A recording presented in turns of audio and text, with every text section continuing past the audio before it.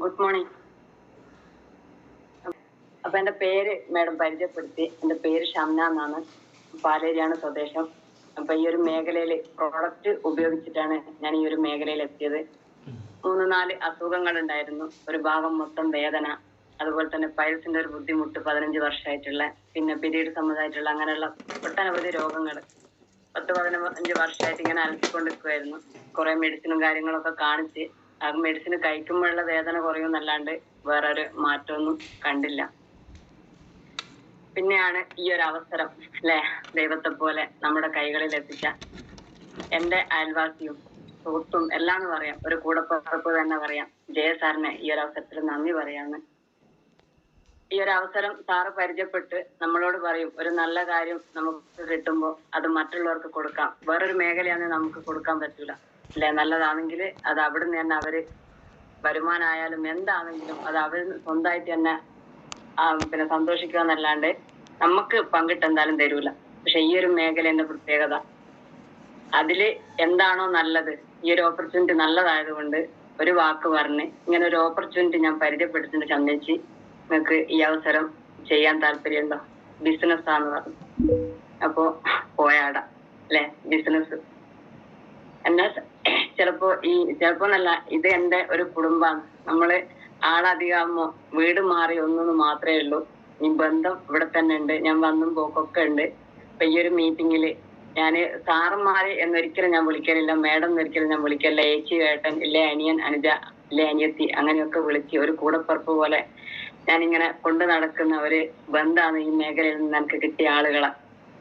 അപ്പൊ ഞാന് വെറും ഒരു സാധാരണക്കാരിയാ. വെറും എന്ന് പറയാൻ വേണ്ടിട്ട് അത് എന്താ പറയാ, ഒരു തൊഴിലുറപ്പിനൊക്കെ പോന്നെ അല്ലെ, ഒരു കല്യാണം കഴിച്ച് ഒരു സാധാ ഒരു വീട്ടിൽ നിന്ന് ഒരു സാധാ ഒരു കുടുംബത്തിലേക്ക് കഴിച്ചവര്, വലിയൊരു ആഗ്രഹങ്ങളോ സ്വപ്നങ്ങളോ ഒന്നുമില്ലാത്ത വെറും ഒരു സാധാരണക്കാരിയാണ്. അപ്പൊ ഇതാണ് എന്റെ ഒരു ആദ്യത്തെ, ഈ മേഖലയിൽ വരുന്നതിന് മുന്നുള്ള ഷംന എന്ന് പറയുന്ന ഒരാളോട് സംസാരിക്കാനോ ഇല്ല, വലിയൊരു ആഗ്രഹമോ ഒരു സ്വപ്നോ കാണാനുള്ള ഒരു എന്താ പറയാ ഒരു ഭാഗ്യോ ഒന്നും എനക്കില്ല.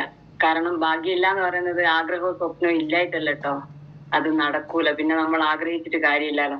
അതുകൊണ്ട് ഞാൻ എപ്പോഴും പറയും പോലെ ആഗ്രഹങ്ങളൊക്കെ കുഴിച്ചു മൂടി, സ്വപ്നങ്ങൾ ഈ ദാരിദ്ര്യങ്ങളൊക്കെ പേറിക്കൊണ്ടും കഷ്ടപ്പാടുകളൊക്കെ പേറിക്കൊണ്ടും നമ്മൾ ഇങ്ങനെയാണ് ജീവിക്കേണ്ടതെന്ന് മാത്രം അറിഞ്ഞുകൊണ്ടും ഇങ്ങനെയൊക്കെയാണ് എന്ന് പറഞ്ഞുകൊണ്ട് പഠിപ്പിച്ചെടുത്ത എന്ന ആഗ്രഹങ്ങളുണ്ട്, സ്വപ്നങ്ങളുണ്ട് ഈ ഭൂമിയിൽ. ഇന്നൊക്കെ കാര്യങ്ങൾ നമുക്ക് ചെയ്യാൻ പറ്റും എന്നൊക്കെ പറഞ്ഞ് ഈ മേഖലയിൽ എത്തി പഠിപ്പിച്ച എല്ലാ ലീഡേഴ്സിനും ഈ ഒരു അവസരത്തിൽ ഞാൻ നന്ദി പറയുന്നു.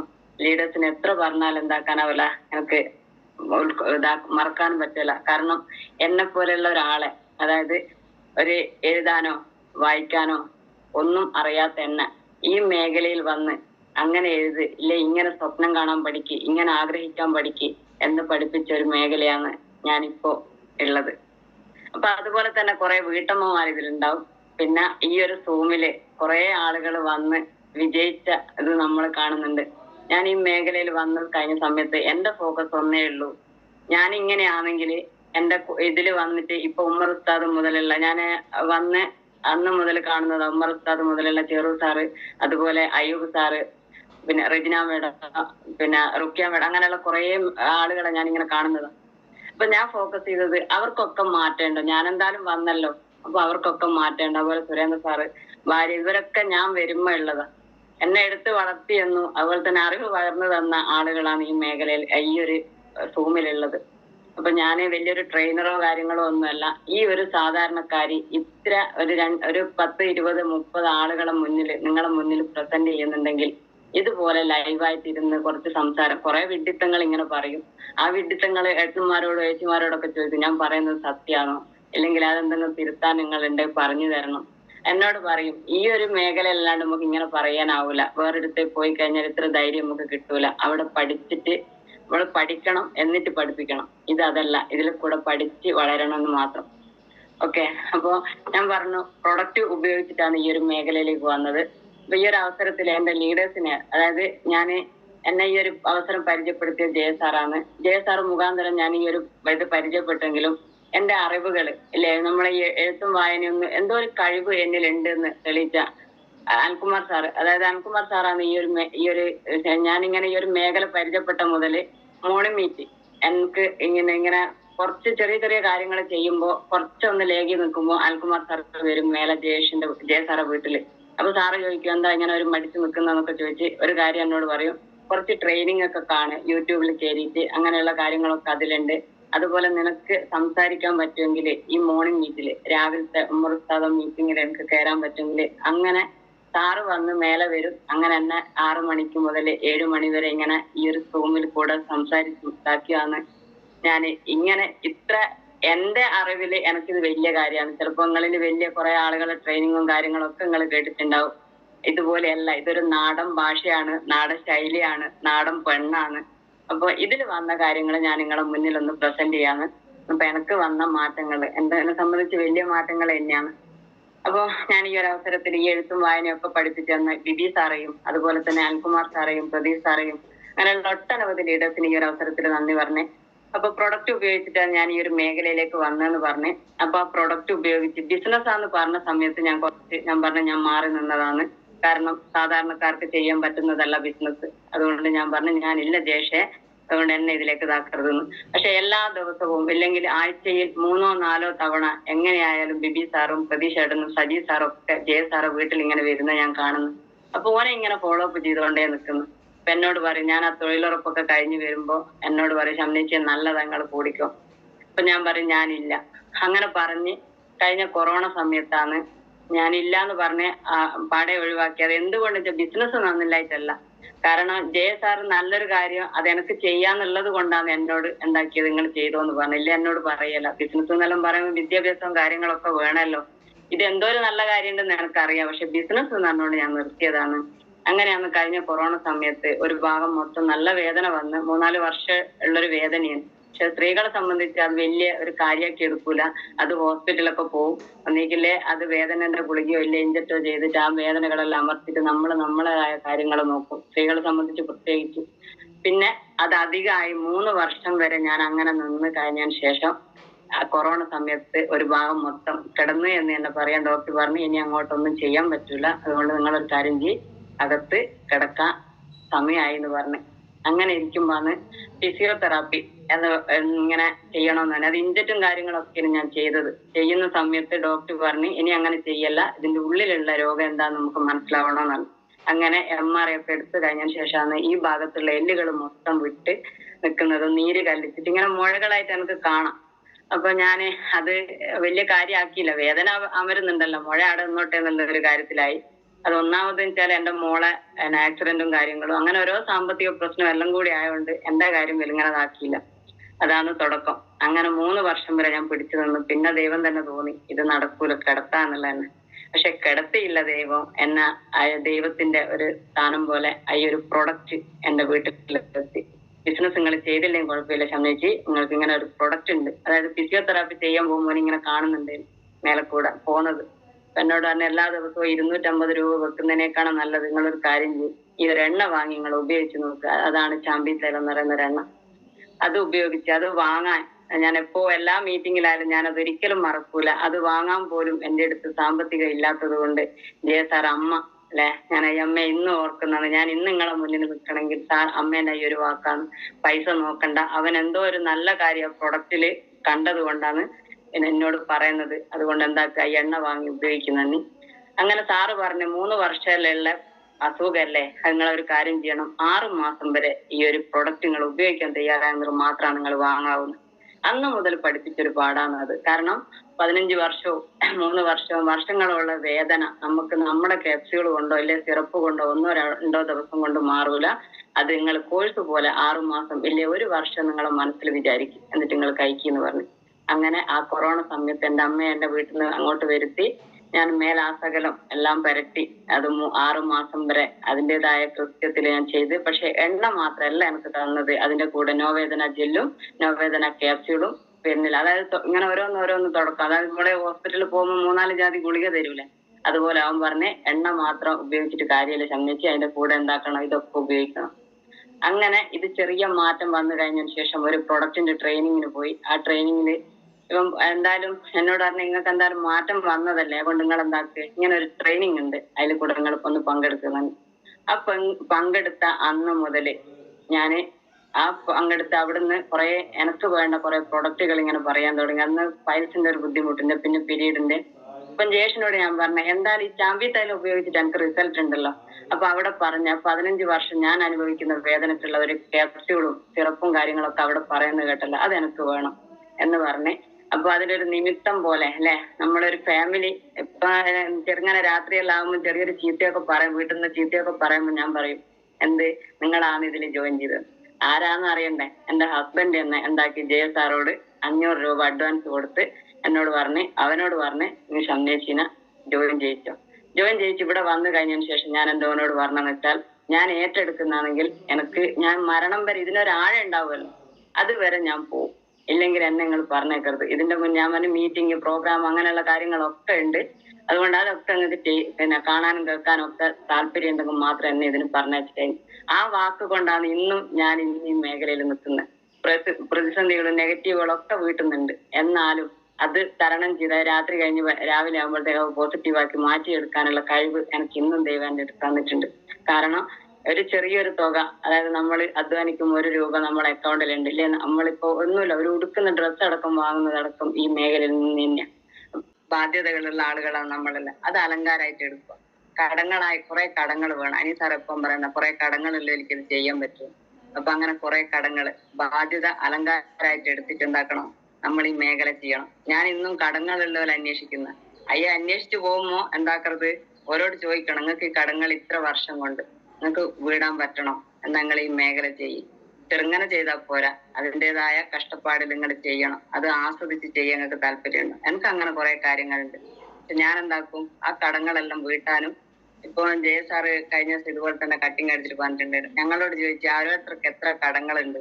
അപ്പൊ ഇങ്ങനെ ബോർഡ് ഇതിന്റെ ഇതില് ചാർട്ടിൽ ഇങ്ങനെ എഴുതി 24 ലക്ഷം ഉള്ള ആളുണ്ട്, 15 ലക്ഷം ആളുണ്ട്, ഞാൻ കുറച്ച് കൂടുതലായിട്ടുള്ള ആളുകളുണ്ട്, അങ്ങനെയെല്ലാം പറഞ്ഞ് ഇതാക്കുന്ന സമയത്ത് പിന്നെ അവര് ഇങ്ങനെ കണക്ക് കൂട്ടി 24 ലക്ഷം ഉള്ള ആളുകള് ഈ മേഖലയിൽ അല്ലെങ്കിൽ അങ്ങനെ ഒരു സംഭവം അവിടെ വരൂല. അത് വീടാലോ, ഇല്ലെങ്കിൽ ഞാൻ മരിച്ചു കഴിഞ്ഞാൽ എന്റെ അടുത്ത തലമുറ ഏറ്റെടുക്കണം. അങ്ങനെയാണല്ലോ നമ്മള് സാധാരണക്കാർ ചെയ്യുന്നത്. പക്ഷെ ഈ ഒരു പ്രതീക്ഷ തന്ന് എന്ത്, കടത്തിന് ഇപ്പൊ എനിക്ക് പേടിയില്ല, അതുപോലെ കടങ്ങൾ കാണുന്ന ആളുകളെ പേടിയില്ല, ഒരു പ്രതീക്ഷ.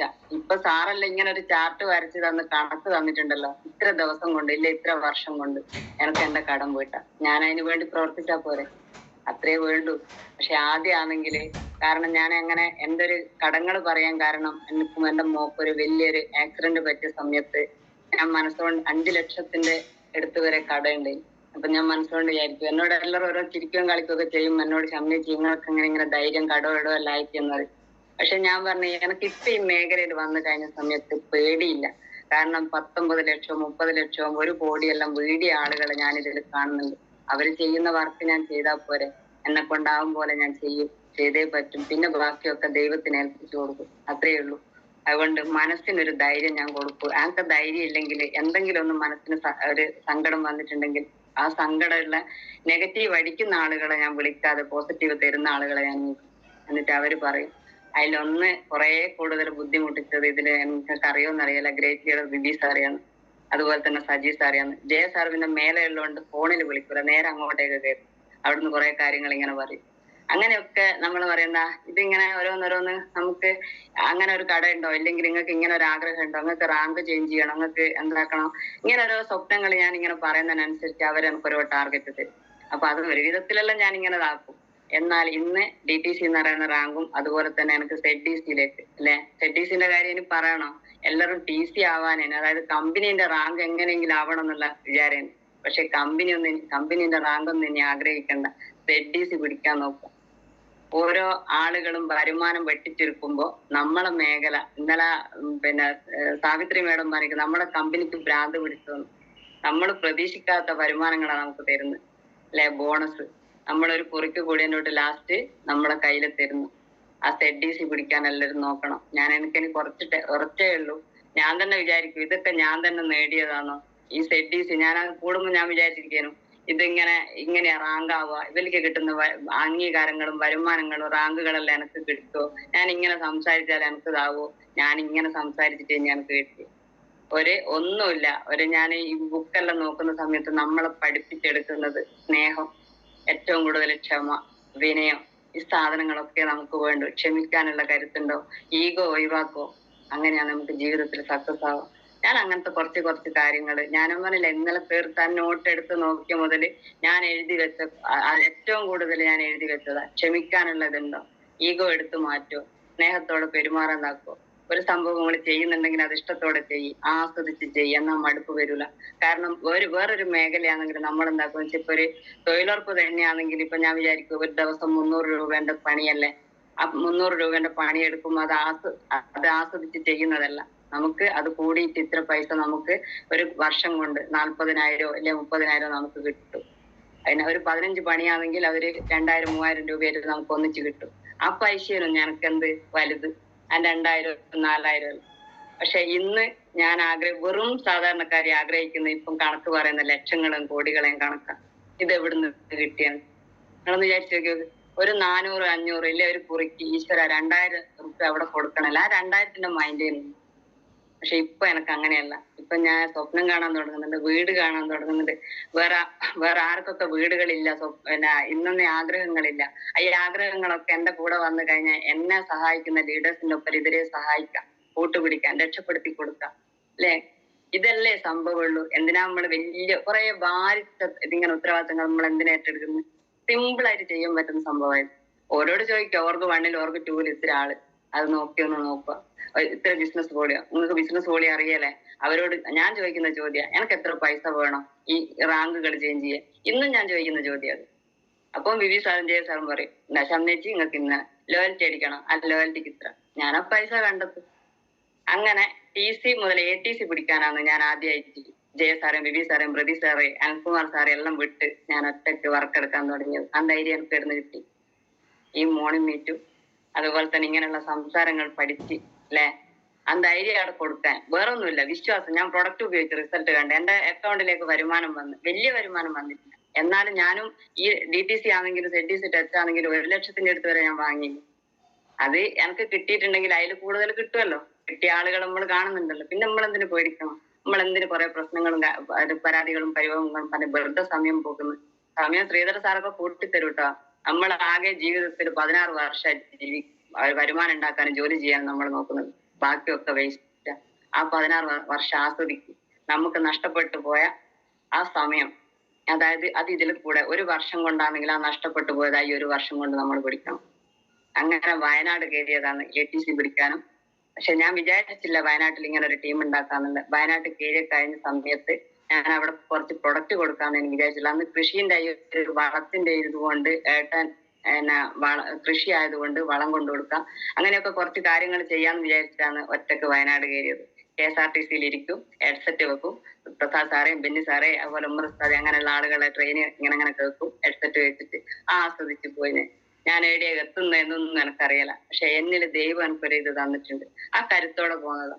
ദൈവം എന്നെ കൈവിടൂല എന്നുള്ളൊരു വിശ്വാസം, ദൈവം എന്നെ ഇതിൽ എത്തിച്ചത് എന്തൊക്കെയോ കണക്ക് കൂട്ടിയിട്ടാന്നുള്ളൊരു വിശ്വാസം.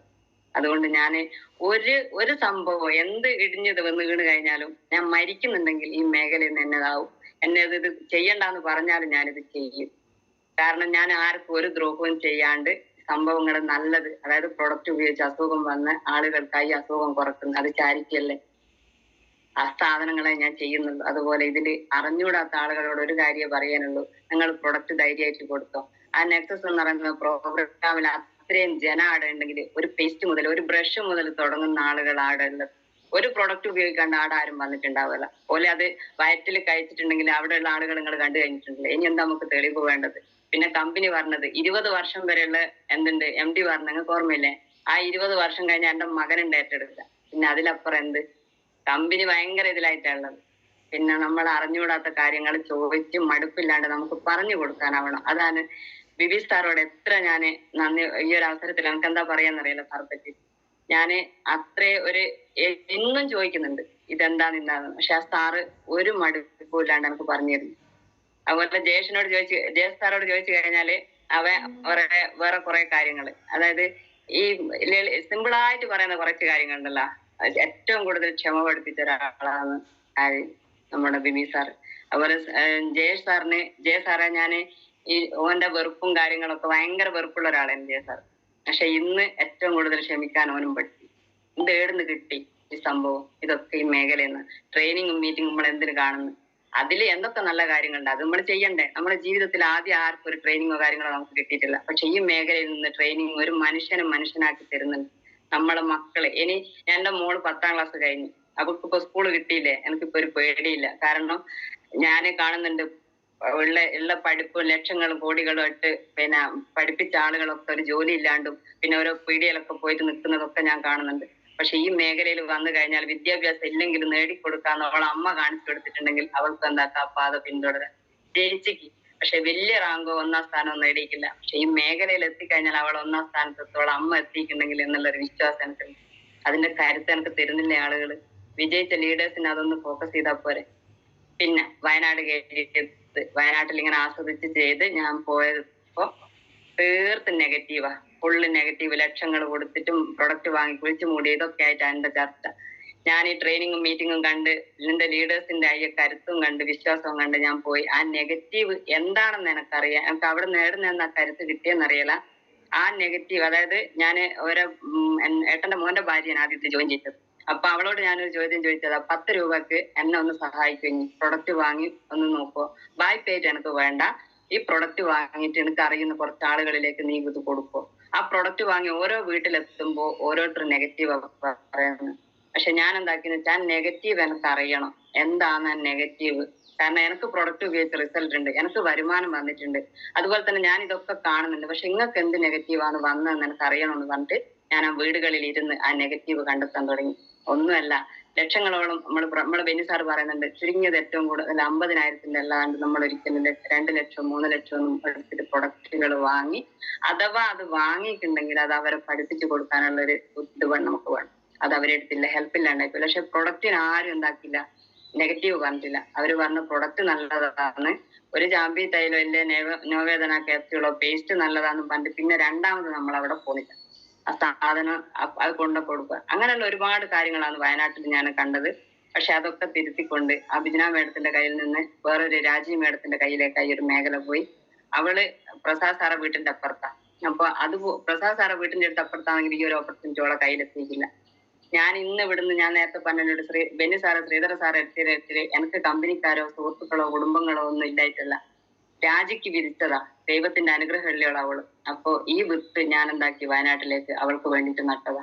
ഇനി അവൾക്ക് അറിയണം അത് നല്ലതാണെങ്കിൽ അവളെ മീറ്റിങ്ങും പ്രോഗ്രാമും കണ്ട് കണ്ണുകൊണ്ട് കണ്ടതും ചെവി കൊണ്ട് കേട്ടതും വിശ്വാസമായി കണ്ടെന്ന് നിനക്ക് ഏറ്റെടുത്താൽ ഞങ്ങളൊക്കെ കൂടെ ഉണ്ടെന്ന് പറഞ്ഞ് ഇന്നും അവളെ ഇങ്ങനെ പിന്തുടരുന്നു. അവള് മീറ്റിങ്ങും പ്രോഗ്രാമും കണ്ട് ഞാൻ ആകെ 3 ഐഡിന്റെ കാര്യം പറഞ്ഞ് ജോയിൻ ചെയ്യിപ്പിക്കുകയുള്ളൂ. അത് നിർബന്ധിച്ചത് 3 ഐഡിൻ്റെതാ. ഈ 15,000 ഉത്തരവാദിത്തം ഞാൻ ഏറ്റെടുത്തോളാം, ഞാൻ റീറ്റെയിൽ ചെയ്യാൻ നിന്നോട് കൂടിക്കോളാം. അതെല്ലാ നേരമല്ല, അത് പഠിപ്പിച്ചു കൊടുക്കാൻ ഉത്തരവാദിത്തം എനിക്കുള്ളത് കൊണ്ട് എന്നെ വിശ്വസിക്കാൻ പറ്റുമെങ്കിൽ 15,000 3 ഐഡിന്റെ കാര്യം, അതായത് എന്നിൽ പറ്റിയൊരു തെറ്റാ. ഞാൻ 3 ഐഡി അടിച്ചിട്ടില്ല. ഇന്നും ഞാൻ അതിൽ സങ്കടപ്പെടുന്നു. കാരണം ഞാൻ ബിസിനസ് ചെയ്യാൻ വന്നവളല്ല. ഞാൻ പ്രൊഡക്റ്റ് ഉപയോഗിച്ച് അത് റിസൾട്ട് കിട്ടിയിട്ട് അത് മറ്റുള്ളവർക്ക് കൊടുക്കാന്ന് മാത്രമല്ലാണ്ട് 3 ഐഡിന്റെ കാര്യമൊന്നും എനിക്ക് അറിയൂലേന്ന്. പക്ഷെ അന്ന് അത് അറിഞ്ഞുകൂടാത്തത് കൊണ്ട് നമ്മളടുത്ത് എന്തൊക്കെ തെറ്റ് വന്നിട്ടുണ്ടോ അത് തിരുത്തിക്കൊണ്ട് വേണം നമ്മൾ മുന്നോട്ട് പോകാൻ. ഇപ്പൊ ആ 3 ഐഡിന്റെ കാര്യം എല്ലാവരോടും ഞാൻ പറയും. അത് കാരണം നാളുകളിൽ അവർ പറയാൻ പാടില്ല, എന്തേലും ശന്നേച്ചി നിങ്ങൾ ഈ ഒരു കാര്യം പറയാഞ്ഞെന്നുള്ളത്. അതുകൊണ്ട് രാജീവ് മേഡത്തിനോടും അതുപോലെ തന്നെ ഒരു ടീച്ചർ വന്നിട്ടുണ്ട്, അതുപോലെ ടീച്ചർ മുഖാന്തരം ഒരു ഡോക്ടർ വന്നിട്ടുണ്ട്. ഇവരൊക്കെ വരാനോ അവരുടെ അടുത്തൊക്കെ പോയി നമ്മളിത് പറയണമെങ്കിൽ നമ്മള് എന്താ പറയാ, ഒരു സാധാരണക്കാർക്ക് ഇതൊക്കെ കഴിയെങ്കിൽ ഇങ്ങനത്തെ ഡോക്ടർമാരും പഠിപ്പുള്ള ആളുകൾ അങ്ങനെ കുറെ ഒട്ടനവധി ആളുകളുണ്ട്.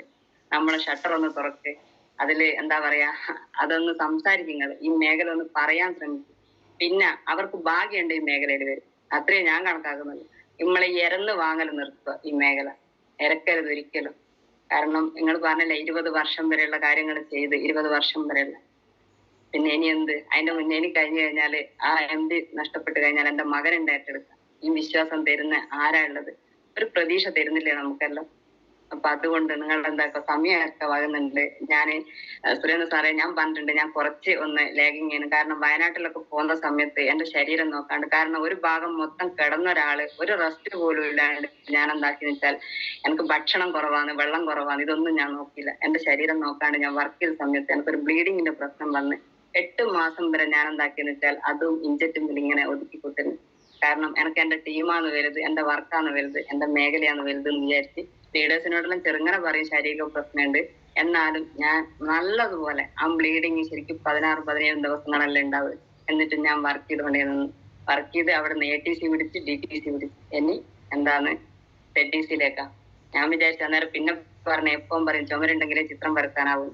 അപ്പൊ ചുമര് കുറച്ച് നോക്കാൻ തുടങ്ങി. 2-3 മാസം ഒന്ന് വീട്ടിൽ ഒതുങ്ങിക്കൂടേണ്ട വന്ന്. ആ ഒതുങ്ങിക്കൂടലില് കുറച്ച് മെഡിസിന്, അതായത് ബ്ലഡ് ഒക്കെ കയറ്റേണ്ട വന്നു. ബ്ലഡ് 7.5 ഇതില് ഫീലിംഗ് ആൻഡ് സിറപ്പ് ഒന്നും ഇല്ലായിട്ടല്ല. പക്ഷെ ഞാൻ എന്താക്കിയില്ല, അധികം പ്രൊഡക്റ്റ് ഉപയോഗിച്ചില്ല. പക്ഷെ ഇപ്പം പ്രൊഡക്റ്റ് ഉപയോഗിച്ച് പിന്നെ അയ്യർ കിടന്ന സമയത്ത് 95 ഫീലിംഗ് ആൻഡ് സിറപ്പും ക്യാപ്സ്യൂളും അങ്ങനത്തെ കാര്യങ്ങളെല്ലാം കുടിച്ച് പിന്നെ കുറെ ഭക്ഷണങ്ങളും കാര്യങ്ങളെല്ലാം നമ്മൾ പറയല്ലേ ഈ വർക്ക്ഷോപ്പിലേക്ക് കയറ്റി ഇങ്ങോട്ടേക്ക് വന്നിട്ടുണ്ട്. അപ്പൊ അതിന്റെ തുടക്കമാണ് ഞാൻ ഈ ഒരു മോർണിംഗ് മീറ്റിൽ ഇന്ന്. എന്റെ അടുത്ത് എന്തൊക്കെ വന്നു എന്നും ഞാൻ അറിയാല. എന്നാലും ഞാൻ ഇനി വരുമ്പോ ഇതിലും കൂടി എനർജി ആയിട്ട് നിങ്ങളോട് സംസാരിക്കാനൊക്കെ പറയും. ഒന്ന് മാത്രം നിങ്ങൾ പോവാ, ഈ അവസരങ്ങളെ കൈ കിട്ടിയിട്ടുണ്ടെങ്കിൽ നിങ്ങളത് വലിച്ചെറിയാൻ പാടില്ല. കാരണം അത്രയും പ്രതീക്ഷയോടെ ചിലപ്പോൾ നിങ്ങൾക്ക് വേണ്ടി വരില്ല. നിങ്ങളിൽ അറിയുന്ന കുറെ ആളുകൾക്ക് നിങ്ങൾക്ക് കൊടുത്ത് അവര് ചെയ്തോട്ടെ, അവർക്ക് ജീവിതത്തിൽ ആഗ്രഹവും സ്വപ്നം ഉണ്ടെങ്കിൽ അവര് ചെയ്തോട്ടെ. ഇതൊന്ന് കൊടുക്കുമ്പോൾ പറയുന്നതിന് എന്ത് കുഴപ്പം? എല്ലാ സൗകര്യങ്ങളും ഇതിലുണ്ട്. ഇനിയുള്ളത് നമുക്ക് വേണ്ടത് ഏറ്റവും കൂടുതൽ ഫോളോപ്പ്. ഒരാളെ നമ്മളിപ്പോ 8 മാസം 9 മാസം 1 വർഷം അല്ല ഇങ്ങനെ ഫോളോപ്പ് ചെയ്തിട്ട് ഒരു വരുന്നില്ലേ, 1-2 ദിവസം കൊണ്ടും ഒരു വ്യക്തി നമ്മളെ അടുത്ത് വരുന്നില്ല. അതുകൊണ്ട് അവരിങ്ങനെ ഫോളോപ്പ് ചെയ്തുകൊണ്ടേ നിൽക്കണം. നമ്മൾ എപ്പാന്ന് ഫോളോപ്പ് നിർത്തേണ്ടത് നമുക്ക് പറഞ്ഞു തരുന്നുണ്ട്. അയാള് ഇതില് വന്നു കഴിഞ്ഞതിന് ശേഷം എന്നിട്ട് നിർത്തരുത്. നിർത്തി കഴിഞ്ഞ് അവരെങ്ങനെ ഫോളോപ്പ് ചെയ്യുന്നുണ്ട്, ഒരു വ്യക്തിനെ കണ്ടിട്ട് അവരൊക്കെ എങ്ങനെ ഫോളോപ്പ് ചെയ്യുന്നുണ്ട്, അതും പഠിപ്പിച്ചു കൊടുക്കണ്ടേ. പിന്നെ ലീഡർമാർക്ക് വരുമാനങ്ങളുണ്ട്. ലീഡർഷിപ്പിലേക്ക് നമ്മളായി മാറുക. ലീഡർഷിപ്പിലേക്ക് നമുക്ക് വരുമാനവും കാര്യങ്ങളും ഒരു ടീമിനെ നമുക്ക് ബിൽഡ് ചെയ്യുന്നത് നമ്മൾ ലീഡർഷിപ്പിലേക്ക് എത്തി. ആ ലീഡർഷിപ്പ് മറ്റുള്ളവർക്ക് കൊടുക്കുക. ഈ സാധനങ്ങളൊക്കെ ചെയ്യേണ്ട. അതുകൊണ്ട് കട്ടിംഗ് എഡ്ജും അതുപോലെ ഡിസ്ട്രിബ്യൂട്ടേഴ്സ് മീറ്റിങ്ങും GTS-ഉം FSS-ഉം അങ്ങനെയുള്ള പ്രോഗ്രാമിന് നിരന്തരം നമ്മൾ പോവുക. നമ്മൾ പഠനം കണ്ടെത്തുക. നമ്മൾ ജോലിക്ക് പോകുന്നതിൻ്റെ തൊട്ട് തന്നെ ഇതിനെ കാണുക. നമ്മൾ മറ്റേ ജോലിയാണ് രാവിലെ തൊട്ട് വൈകുന്നേരം വരെ നമ്മൾ അവിടെ ഇരിക്കും. അതുപോലെ ഇതിന്റെ മരുന്നുകളാണ്, വെള്ളങ്ങളാണ്, വളങ്ങളാണ് എന്ത് മീറ്റിങ്ങും പ്രോഗ്രാമും ഇങ്ങനെയുള്ള കാര്യങ്ങളൊക്കെ. ഇതൊക്കെ നമ്മൾ ചെയ്തു കഴിഞ്ഞാൽ നമുക്ക് ഓട്ടോമാറ്റിക് ആയിട്ട് ഓരോന്ന് ചെയ്യാനും ആഗ്രഹിക്കാനും ഒക്കെ കാണും. അതുപോലെ ഒരു സാധാരണക്കാര് 3 പ്രാവശ്യം പെർഫോമൻസും അതുപോലെ ഒരു സ്കൂട്ടിയും ലോയൽറ്റിയും ഇതൊക്കെ അടിക്കാൻ തുടങ്ങി. ഇനി വാങ്ങാൻ പോകുന്ന ബോണസാണ് ZTC-ലേക്കുള്ള. അപ്പൊ നിങ്ങളൊക്കെ അനുഗ്രഹവും പ്രാർത്ഥനയും ഒക്കെ വേണം ഈ ഒരു സാധാരണക്കാരിക്ക്. എന്ത് നെഗറ്റീവുകളൊക്കെ ഒഴിവാക്കിക്കൊണ്ട്. ഇപ്പൊ ഒരു റോസാപ്പൂ കണ്ടപ്പോ ഒരാൾ ചോദിച്ചിട്ടുണ്ട് എന്തെന്നറിയാം, ആ റോസാപ്പൂ കണ്ടപ്പോ ആ റോസാപ്പൂവിന്റെ തണ്ട് കണ്ട് കുറെ മുള്ളുകളാണ്.